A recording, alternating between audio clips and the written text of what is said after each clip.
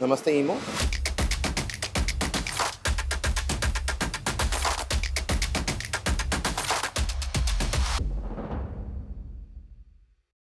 This is Aroop Kumar Sen from Tasa Micro SPM.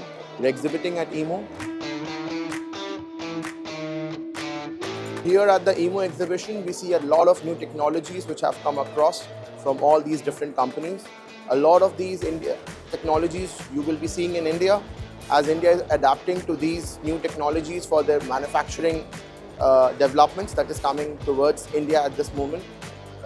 India will be further developing more once it starts accepting these developments and understanding the requirement for adding them into their current product line. We have always been an industry which focuses on cost, but now we need to change our focus towards technology. As I was looking around in this exhibition to look for new innovations, I've come across this new innovation at the Nidec stall, and now I have Alex with me who will be explaining about this new development from the Nidec group. Thank you, Aroop. Yeah, welcome.